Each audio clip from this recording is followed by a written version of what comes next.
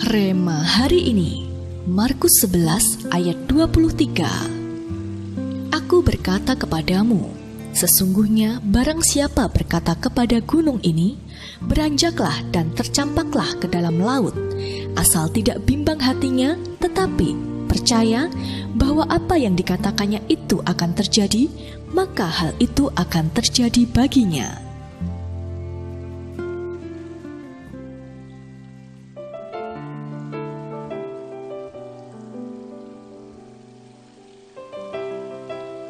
Masih ingatkah Anda dengan kisah Petrus berjalan di atas air? Saat itu murid-murid Yesus sedang menaiki perahu untuk menyeberangi Danau Galilea. Di tengah perjalanan, tiba-tiba saja datang badai dan angin kencang yang begitu hebat menerjang kapal mereka.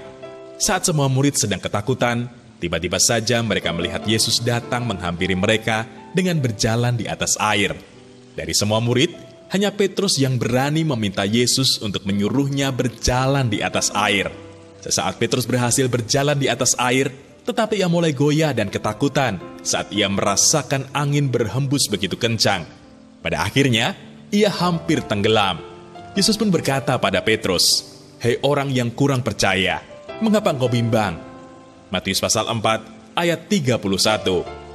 Jika kita memperhatikan apa yang terjadi pada Petrus, kegagalannya bukan karena badai yang saat itu sedang terjadi, juga bukan karena kuasa Tuhan yang tidak bekerja atas hidup Petrus. Terlebih, kita semua tahu bahwasannya Petrus adalah seorang nelayan yang seharusnya terbiasa dengan badai dan gelombang laut. Kita pun dapat menyimpulkan bahwa ketakutan dan kebimbangan dapat menggagalkan kuasa Allah bekerja dalam hidup kita, seperti yang dialami oleh Petrus.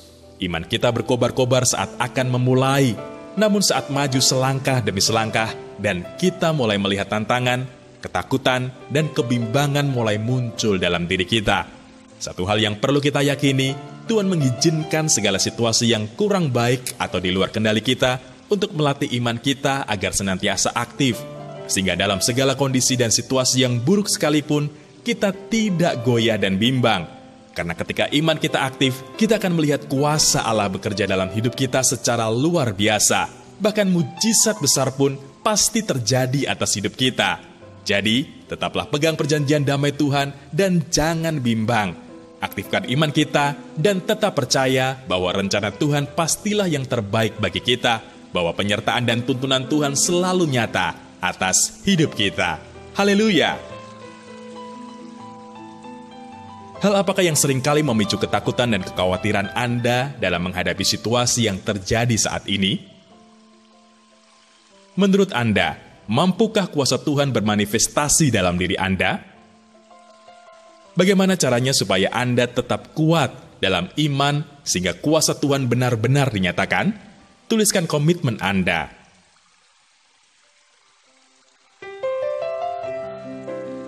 Roh Kudus, peganglah tangan kami. Kami tidak mau lagi hidup dalam ketakutan dan pemikiran kami sendiri. Kami mau berjalan bersamamu dengan iman percaya yang penuh. Karena kami rindu kuasa-Mu dinyatakan dalam hidup kami.